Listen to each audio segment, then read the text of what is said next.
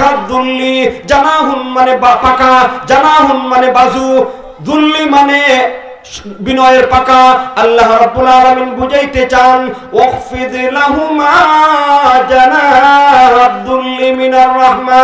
ও দুনিয়ার বান্দা বান্দিরা, তোমাদের মা বাবার অধিকার, চতুর্থ নম্বর অধিকার হইল মা বাবার সামনে বিনয়ের পাকা সবিনয় অবনত করো।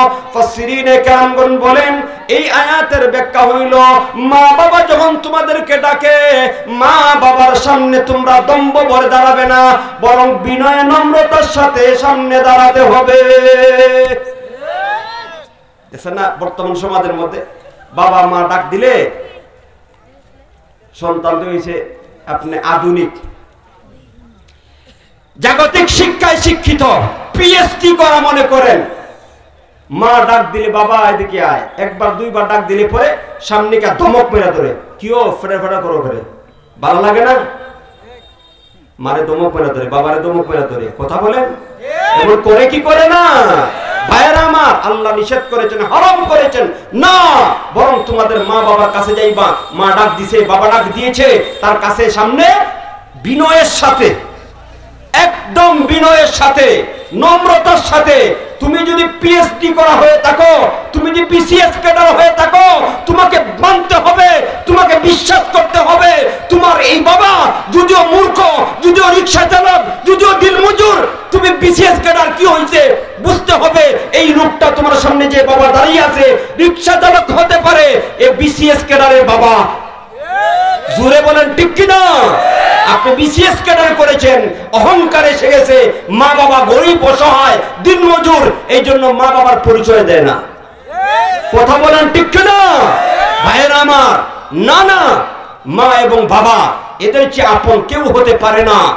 আল্লাহ তাআলা তার কালামের মধ্যে সুস্পষ্ট ভাষায় বলে দিয়েছেন, বান্দা মা বাবা যখন তোমাদেরকে ডাকবে মা বাবার কাছে বিনয়ের সাথে, নম্রতার সাথে, ভদ্রতার সাথে তুমি দাঁড়াও। সুবহানাল্লাহ বলেন। পঞ্চম নম্বর, 3 নম্বর ইতিবাচক বিষয়, পঞ্চম নম্বর হকের বিবরণ দিয়ে আল্লাহ বলেন ওয়াকুর রাব্বিরহামহুমা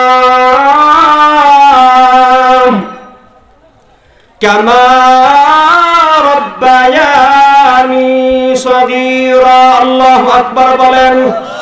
বাইরে আমার আয়াতের তাফসীরের মধ্যে মুফাসসিরিনে কেরামগণ বলেন আল্লাহ রাব্বুল আলামিন বুঝাইতে চান ও দুনিয়ার বান্দা বান্দিরা, এই দুনিয়ার জীবনে তোমাদের মা বাবা অনেক কষ্ট করিয়া তোমাদেরকে লালন পালন করিয়া বড় করেছে, এত ইহসান অনুগ্রহ করেছে, ওই ইহসান অনুগ্রহের বদলা তোমরা দুনিয়াতে দিতে পারবে না।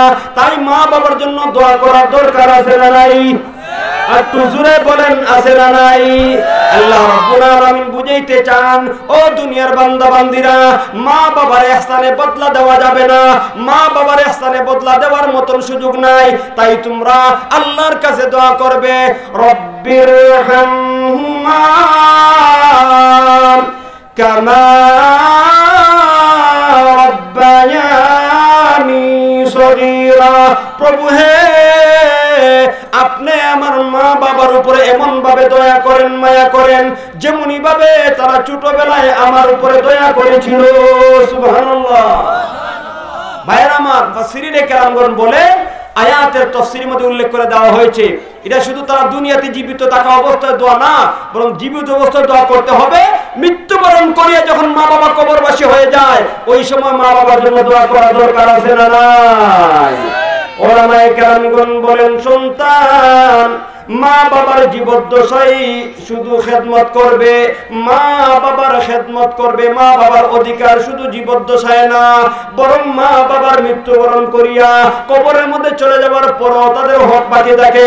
ভাইয়ারা আমার, লক্ষ্য করে শুনেন, উলামায়ে কেরামগণ আয়াতের তাফসীরের মধ্যে উল্লেখ করে দিয়েছেন আল্লাহর বান্দা বান্দিরা মা বাবা যখন কবরে চলে যায়, ওই সন্তানরা যখন কবরের কাছে গিয়া সূরা ইয়াসিন তেলাওয়াত করিয়া মার জন্য বাবার জন্য দোয়া করে, রব্বে করিম সন্তানের দোয়া কবুল করিয়া মা বাবার কবরে আযাবকে আল্লাহ ক্ষমা করিয়া দে।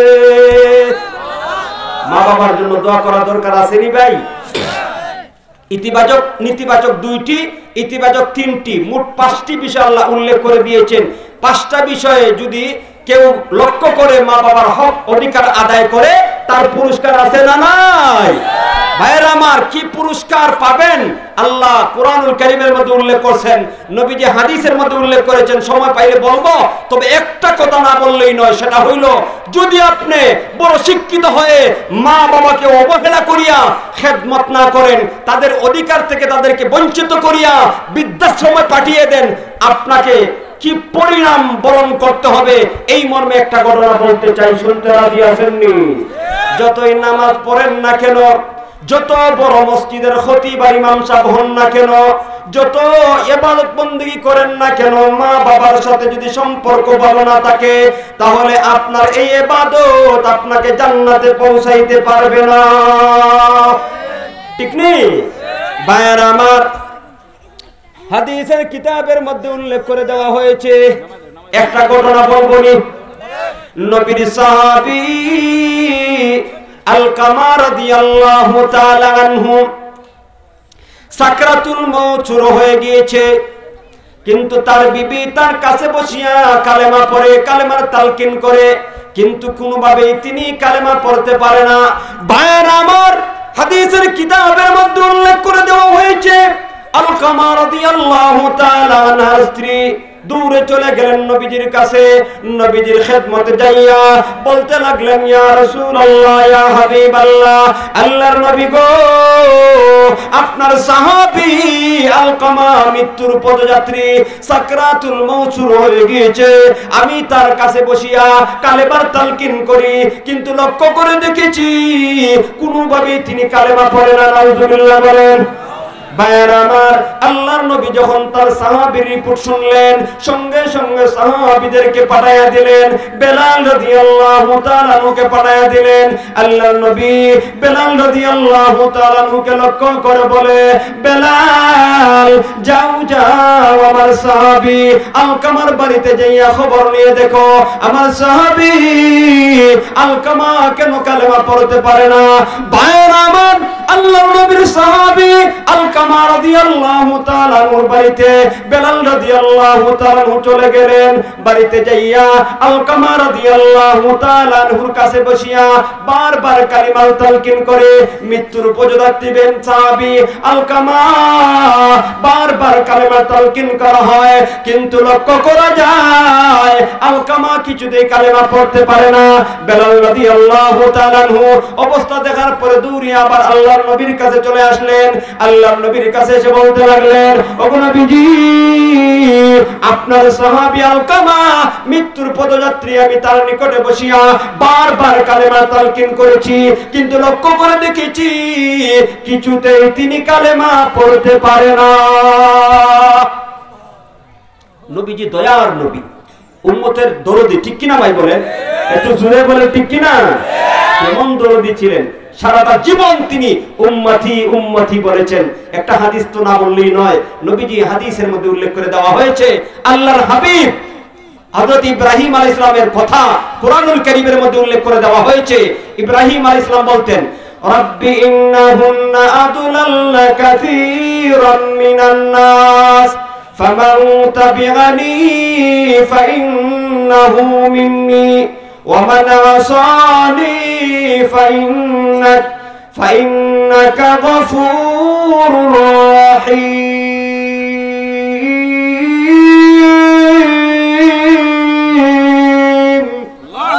ইব্রাহিম আলাইহিস সালাম আল্লাহকে বলছেন, আল্লাহ, এই মূর্তিগুলি অনেক মানুষকে পথভ্রষ্ট গোমরাহ করেছে।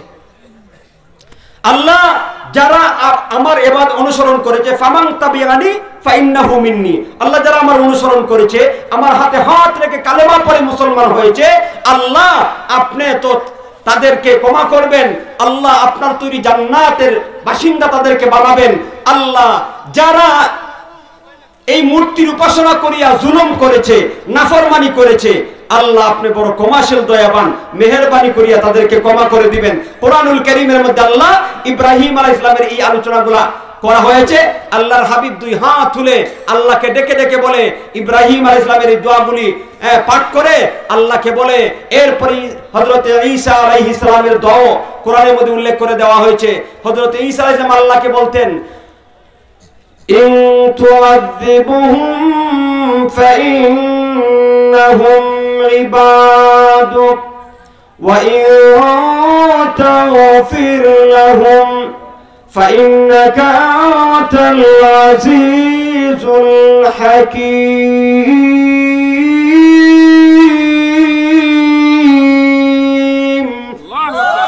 আল্লাহ বলেন, হযরত ঈসা আলাইহিস সালাম আল্লাহকে বলেন, আল্লাহ এই আমার উম্মত পাপিষ্ঠ যারা আছে এদেরকে যদি আপনি ইন তুআযিবুহুম শাস্তি দেন, দেওয়ার ক্ষমতা আছে যেহেতু এরা আপনারই গোলাম, ঠিক কিনা ভাই? ওয়া ইন তাগফির লাহুম, আর যদি তাদেরকে আপনি ক্ষমা করিয়া দেন তাহলে ক্ষমা করার ক্ষমতা আপনার আছে। পাপিষ্ঠ বান্দাদেরকে যদি আপনি ক্ষমা করিয়া দেন, কোন মানুষ, কোন ব্যক্তি, কোন দল, কোন জাতি আপনাকে এই প্রশ্ন করার অধিকার রাখে না, হে আল্লাহ এই পাপিষ্ঠদেরকে কেন ক্ষমা করলে? প্রশ্ন করার ক্ষমতা কারো আসেনি? একটু জোরে বলেন, আসেনি? ভাইরা আমার, হাদিসের কিতাবের মধ্যে উল্লেখ করে দেওয়া হয়েছে, আল্লাহর নবী বিশ্ব নবী রাহমাতুল লিল আলামিন ইব্রাহিম আলাইহিস সালামের দোয়া পড়ে, হযরত ঈসা আলাইহিস সালামের দোয়া পড়ে, এরপরে তিনি বলে, আল্লাহুম্মা উম্মতি, আল্লাহুম্মা উম্মতি, আল্লাহু আকবার বলেন। আল্লাহর হাবিব চিন্তাযুক্ত অবস্থায় রয়েছেন। আল্লাহ রাব্বুল আলামিন নবীর চিন্তা ভালো লাগেনি। নবীর অন্তরের মধ্যে ব্যথা লাগলে আল্লাহ বরদাস্ত করতে পারে না। জিবরিল আলাইহিস সালামকে প্রেরণ করিয়া জিজ্ঞেস করে, ও জিবরিল, যাও যাও আমার নবীর কাছে চলে যাও, নবীকে জিজ্ঞেস করো আমার নবী কেন ভারাক্রান্ত, চিন্তাযুক্ত কেন? বায়ার আমার, জিবরিল আলাইহিস সালাম আল্লাহর নবীর কাছে এসে বলতে লাগলো, ইয়া রাসূলুল্লাহ, ইয়া হাবিবাল্লাহ, আল্লাহর নবী গো, আল্লাহ রাব্বুল আলামিন আমাকে প্রেরণ করেছেন আপনার কাছে। আল্লাহ জানতে চায় আপনি কেন চিন্তাযুক্ত। আল্লাহর হাবিব বিশ্ব নবী রাহমাতুল লিল আলামিন জিবরিলকে বলেন, ও ভাই জিবরিল, আল্লাহুম্মা উম্মতি, আল্লাহুম্মা উম্মতি, আমার উম্মতের কি হবে? আমার উম্মতের চিন্তায় চিন্তাযুক্ত হইয়া আমি পেরেশান। বায়ার আমার, আল্লাহর নবী সাল্লাল্লাহু আলাইহি সাল্লামের কাছ থেকে রিপোর্টগুলো নিয়া জিবরিল আলাইহিস সালাম আল্লাহর কাছে বলতে লাগলেন, ওগো আল্লাহ, আপনার বন্ধুর উম্মতের জন্য চিন্তাযুক্ত, উম্মতের মুক্তি চায়, উম্মতের নাজাত চায়, উম্মতের সফলতা চায়। সুবহানাল্লাহ। নবী উম্মতের দরদি, নবী উম্মতের কান্ডারি, আর উম্মত নবীর সাথে গাদ্দারি করে। কথা বলেন ঠিক কিনা? নবীর সুন্নতকে নিয়ে কটাক্ষ করে, নবীর আদর্শ গ্রহণ করতে ভালো লাগে না। তার বড় ভালো লাগে মেসির আদর্শ গ্রহণ করা, মেসিকে আইডল বানিয়েছে। কথা বলেন ঠিক কিনা? বর্তমান যুব সমাজ দেখেন না, ম্যারাডোনা, রোনাল্ডো আর মেসি, এগুলো তাদের আইডল, এদেরকে অনুসরণ করে, এদের আদর্শ গ্রহণ করিয়া চলে, অথচ এই সবগুলো হলো বেঈমান, কাফের, ইহুদি, খ্রিস্টান। কথা বলেন ঠিক কিনা? আল্লাহ কোরআনুল কারীমের মধ্যে বলে দিয়েছেন, ইয়া আইয়ুহাল্লাযীনা আমানু লা তাত্তাখিযুল ইয়াহুদা ওয়ান নাসারা আউলিয়া। ইহুদি আরবিতে ইহুদি, নাসারা খ্রিস্টান। আল্লাহ সুস্পষ্ট ভাষায় বলে দিয়েছেন, ও দুনিয়ার ইমানদার বান্দা-বান্দীরা, এই দুনিয়ার জীবনে ইহুদি খ্রিস্টানকে বন্ধু রূপে গ্রহণ করিও না, কারণ ইহুদি খ্রিস্টান কোনদিন মুসলমানদের বন্ধু হতে পারে না। কথা বলেন ঠিক কিনা? তার বাস্তব প্রমাণ ফিলিস্তিনের দৃশ্যগুলি দেখছেন আপনারা।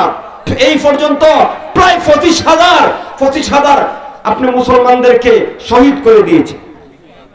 গোটা দুনিয়া থেকে প্রতিবাদের জ্বর বইতেছে, যুদ্ধ বন্ধের ঘোষণা আসতেছে, কিন্তু এই নেতানিয়াহু, যার রাষ্ট্রপ্রধান, এই নেতানিয়াহু বুড়ি আঙ্গুল বিশ্বকে দেখাইয়া মুসলমানদেরকে নিধন করতেছে। এটাই প্রমাণ করে ইহুদি খ্রিস্টান মুসলমানদের বন্ধু হতে পারে না। ও আমার যুবক মুসলমান ভাইয়েরা, আর কিভাবে বুঝাবো আমি জানি না। ইহুদি খ্রিস্টানদেরকে আদর্শ হিসাবে গ্রহণ করেছি। আল্লাহর নবী সারাটা জীবন উম্মতি উম্মতি বলে কেঁদেছেন, এখনো কবরের মধ্যে শুয়ে শুয়ে উম্মতের ফিকির করে। ওই উম্মতের ওই নবীর আদর্শ ভালো লাগে না। ধিক্কার এই সমস্ত উম্মতের প্রতি। কথা বলে ভাইরা আমার, আল্লাহর নবী সাইয়্যিদুল মুরসালিন ভালো লাগলো না। বেলাল রাদিয়াল্লাহু তাআলা যখন এই রিপোর্ট দিলেন, নবীজি পেরেশান হয়ে গেলেন।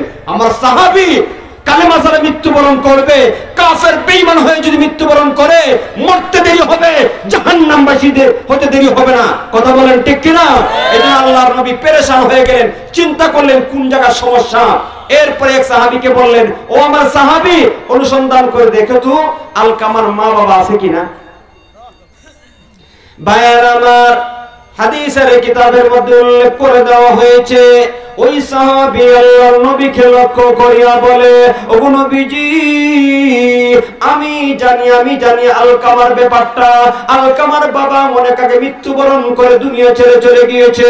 ওগো নবীজি, আলকামার মা বিদ্যা মা এখনো দুনিয়াতে জীবিত আছে। ওগো নবীজি, আমি বিষয়টা জানি। আলকামার মা আলকামার সাথে থাকে না, তার সাথে বরাবরই হয় না, তার সাথে মনের মিল নাই, যার কারণে আলকামার মা বৃদ্ধ অবস্থায় আরেকজনের বাড়িতে থাকে। ভাইয়ার আমার, আল্লাহর নবী সাহাবীর কথা শ্রবণ করিয়া বুঝতে পেরেছেন সমস্যা কোন জায়গায়। কথা বলেন ঠিক কিনা? আল্লাহর নবী সাহাবীকে প্রেরণ করিয়া বললেন, ও আমার সাহাবী, আলকামার মার কাছে তুমি চলে যাও, যে আমি নবীর সালাম দিবা। সালাম দেওয়ার পরে তাকে বলবা, সে যদি গায়ে শক্তি থাকে, আমার খেদমতে আসার মতন সুযোগ থাকে, তাহলে সে যেন আমার কাছে চলে আসে। আর যদি বার্ধক্যের কারণে আমি বিশ্ব নবীর কাছে আসার ক্ষমতা না রাখে, তাহলে আমি নবী হইয়া আলকামার মার কাছে পৌঁছিয়া যাব। ভাইয়ের আমার, ওই সাহাবী যখন আলকামার মার কাছে নবীজির কথাগুলি বললেন, আল্লাহর নবীর কথা শ্রবণ করার পরে আলকামা রাদিয়াল্লাহু তাআলা আনহুর মা তো মুসলমান, ঠিক কিনা? তার অন্তরের মধ্যে নবীর ভালোবাসা আছে না নাই? আলকামার মা যখন নবীজির কথাগুলি শুনতে পারলেন, লক্ষ্য করে বললেন, ও আল্লাহর নবীর সাহাবী, আমি বড় অসুস্থ, বার্ধক্যজনিত কারণে অনেক রোগে আক্রান্ত, আমার গায়ে শক্তি নাই। এরপরও আমি আল্লাহর নবীর কাছে অনেক কষ্ট করে হলে যাইব, কারণ আমি আল্লাহর নবী আমার কাছে আসার চেয়ে আমি কষ্ট করে আল্লাহর নবীর কাছে পৌঁছে যাওয়া এটা অধিকার রাখে, ঠিক কিনা? ভাইয়ের আমার, অনেক কষ্ট করে আলকামার মা নবীজির খেদমতে চলে গেলেন। আল্লাহর নবী বিশ্ব নবী রাহমাতুল লিল আলামিন আলকামার মাকে লক্ষ্য করে বলেন, ও আলকামার মা, বলো না তোমার ছেলে আলকামা কেমন লোক? মা বলে, ওগো নবীজি, আমার ছেলে আলকামা অনেক ভালো মানুষ। সুবহানাল্লাহ। দেখছেন, একে মা বলে। কি বলে? আর একটু জোরে বলেন। আর যত বন্ধু ফিরিতির মানুষই হোক, যদি এক কাপ চা ঠিক মতো না খাওয়ান, তা আপনার আড়ালে গিয়ে শুরু করে দিব। কথা বলেন না কেন? খাওয়াইবেন বালা, খাওয়া বন্ধ, শেষ, সব সুনাম আপনার ধ্বংস করে ফেলবে। আর মা, আল্লাহু আকবার, মা মাই।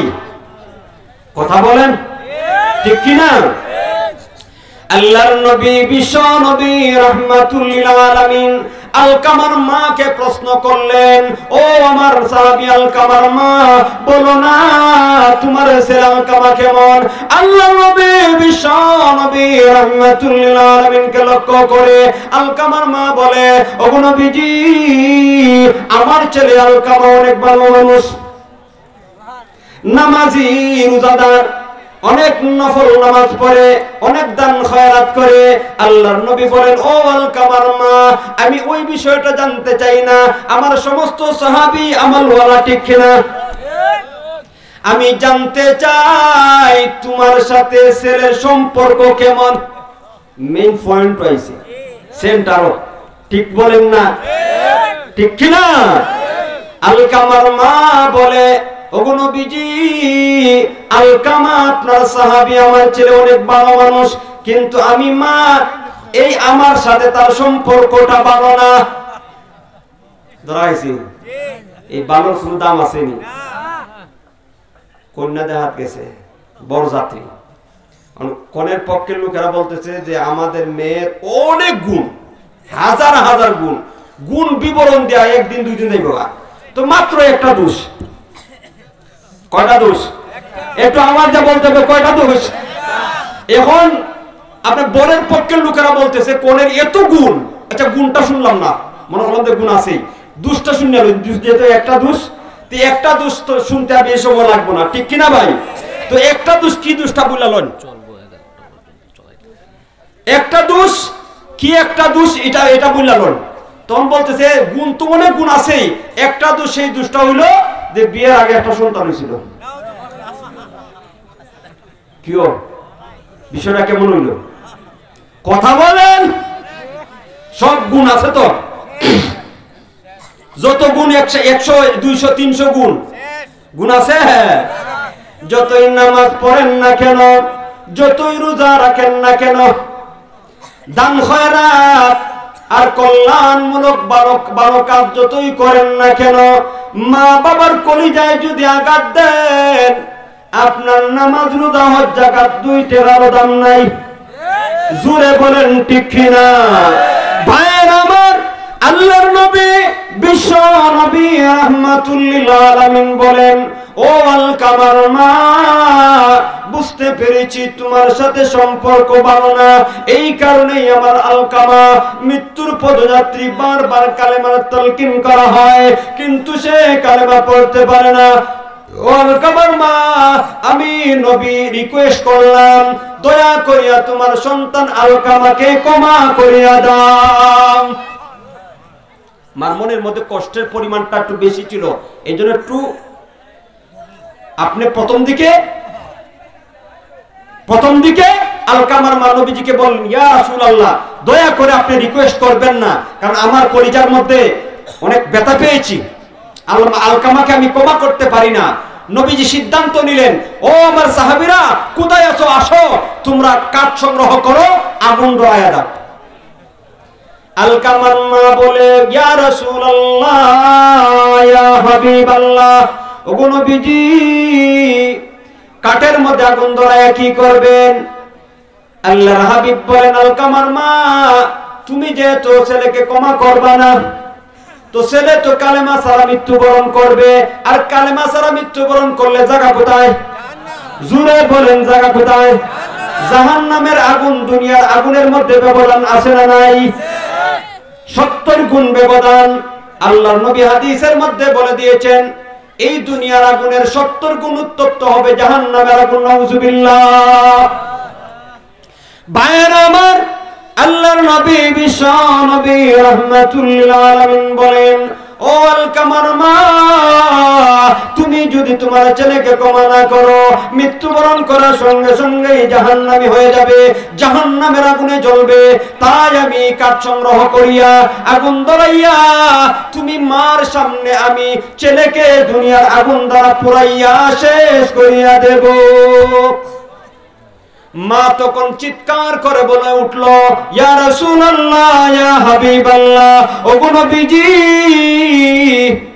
আমি আমার সামনে সন্তানকে আগুনে পুরাইবেন আমি মা হইয়া এটা বরদাস্ত করতে পারবো না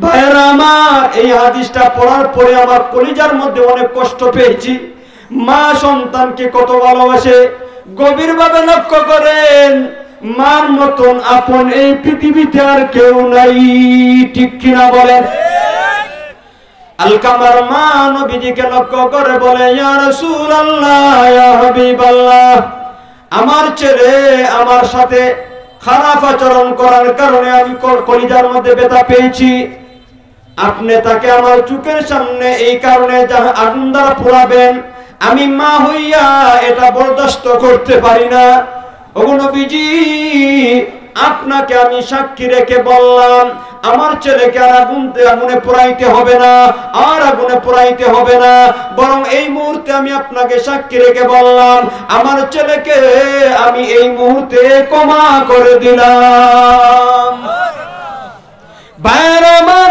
হাদিসের শেষাংশে উল্লেখ করে দেওয়া হয়েছে আল্লাহর নবী বিশ্ব নবী রাহমাতুল লিল আলামিন বেলাল রাদিয়াল্লাহু তাআলা কে আবার পাঠায়া দিলেন, ও বেলাল এবার গিয়ে লক্ষ্য করে দেখো আমার সাহাবী আলকামা কালেমা পড়তে পারে কিনা।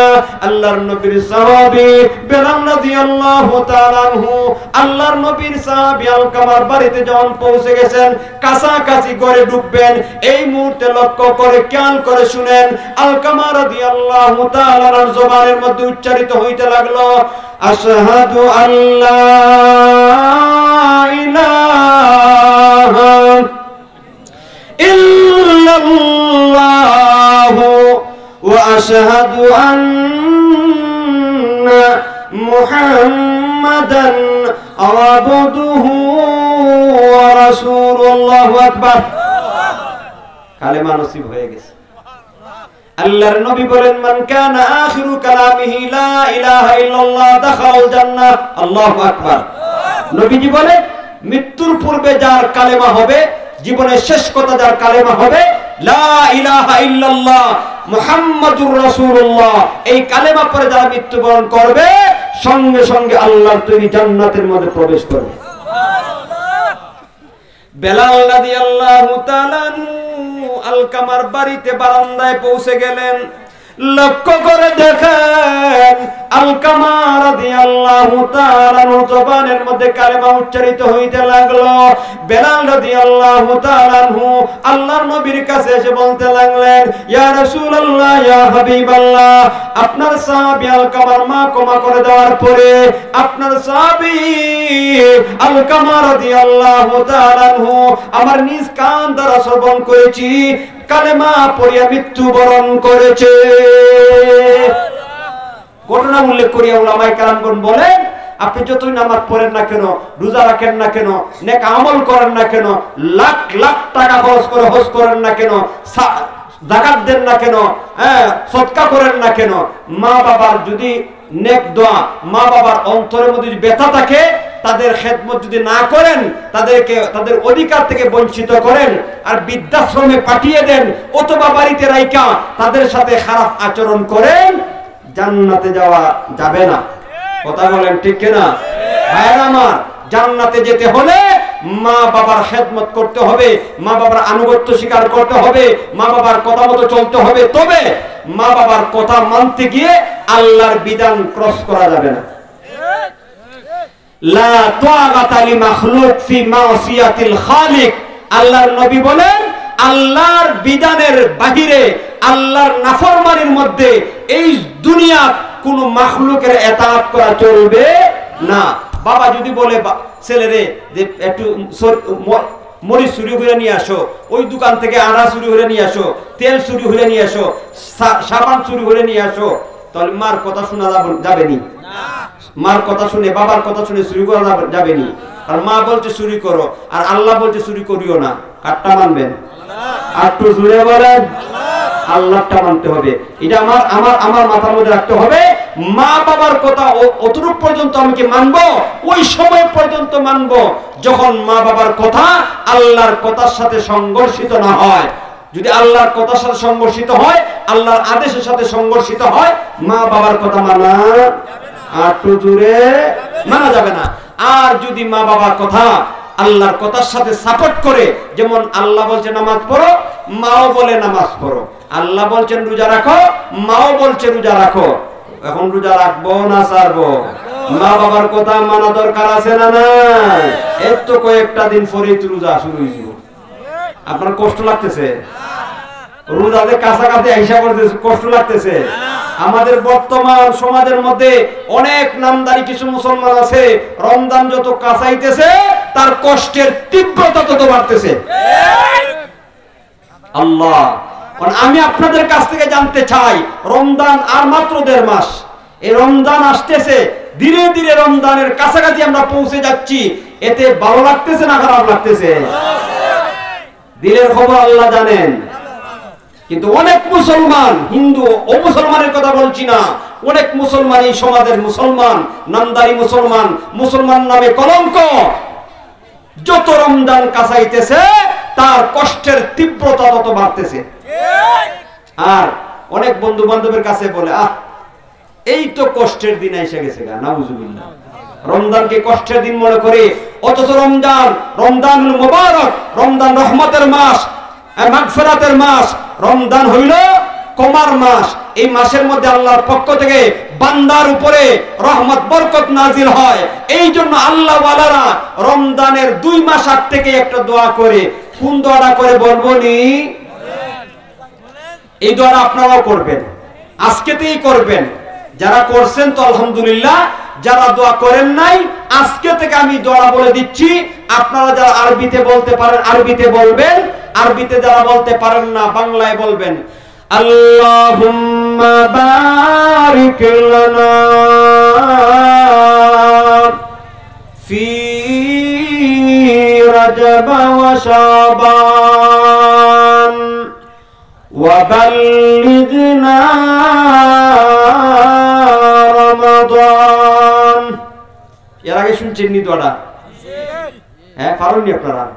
আরবি কে আপনি সন্তুষ্ট করতে পারেন, তাদের মন সন্তুষ্ট করতে পারেন। তারা খুশি হইয়া যদি আপনার জন্য দোয়া করে, তাহলে আপনার সম্মান মর্যাদা বাড়বে না কমবে? জোরে বলেন, বাড়বে না কমবে? কি পরিমাণ বাড়বে? কোরআন থেকে একটা ঘটনা বলি। ঘটনা তো অনেক লম্বা, আমার কতটুকু সময় দিচ্ছে কে জানি। ঘটনা বলবো নি? আচ্ছা, বক্তা আইলেই বাস শেষ আমার আলোচনা, বক্তা আসলেই শেষ। আপনি আমার এই ঘটনা থেকে বুঝতে পারছেন যে মা বাবার খেদমত যদি না করি, মা বাবা অসন্তুষ্ট থাকে, তাহলে আমার বন্দেগী করে কোনো লাভ হবে না, আমার স্থান হবে জাহান্নাম। এই জন্য মা বাবাকে খুশি করতেই হবে। কথা বলেন, আর তো জোরে বলেন, ঠিক কিনা? মা বাবাকে খুশি করতেই হবে। যাদের মা বাবা এমন অবস্থা যে আপনি অসন্তুষ্ট অবস্থা, তারা মারা গেছেন, এখন কবরবাসী হয়ে গেছেন, আমার আলোচনা শ্রবণ করার পরে আপনার দিলের মধ্যে অনুশোচনা তৈরি হইল, হাই আফসোস, আমি তো আমার মা বাবাকে কষ্ট দিয়েছিলাম। মৃত্যুর পূর্বে তারা মনের ব্যথা, মনের কষ্ট নিয়ে কবরবাসী হয়ে গেছেন, এখন তাদের কাছ থেকে মাপ পাওয়ার কোন সুযোগ আছে না নাই? কথা বলেন, আছে না নাই? হ্যাঁ, কি আছে? কিভাবে? উলামায়ে কেরামগণ বলেন, যদি আপনি এমন সন্তান হয়ে থাকে যে আপনি তাদের জীবদ্দশায় ব্যবহারে কথায় কষ্ট দিয়েছেন, আর তারা আপনার পক্ষ থেকে কষ্ট নিয়ে বুকের মধ্যে, কলিজার মধ্যে কষ্ট নিয়ে মৃত্যুবরণ করে কবরবাসী হয়ে গেছেন, এখন আপনি বুঝতে পেরেছেন ভুল করেছেন, তো উলামায়ে কেরামগণ বলেন আপনার জন্য উচিত প্রতিদিন তাদের জন্য দোয়া করা, কিছু সদকা করা, আল্লাহর কাছে বলা, আল্লাহ 2 রাকাত নামাজ যদি পারেন, 2 রাকাত নামাজ মার জন্য, বাবার জন্য নামাজ পড়িয়া দোয়া করবেন, সদকা করবেন, কিন্তু টাকা পয়সা দান খয়রাত করবেন, এবং কবরের কাছে যদি পারেন, কবরের কাছে গিয়া দোয়া করবেন আল্লাহর কাছে, আল্লাহ আমার মার কবরে আযাব মাফ করিয়া দাও, আল্লাহ আমার বাবার কবরে আযাব মাফ করিয়া দাও। এবং মা বাবার বন্ধু বান্ধব দুনিয়ার মধ্যে আছে না, তাদের সাথে উত্তম ব্যবহার করা, তাদেরকে হাদিয়া দেওয়া, তাদেরকে দাওয়াত খাওয়ানো, এবং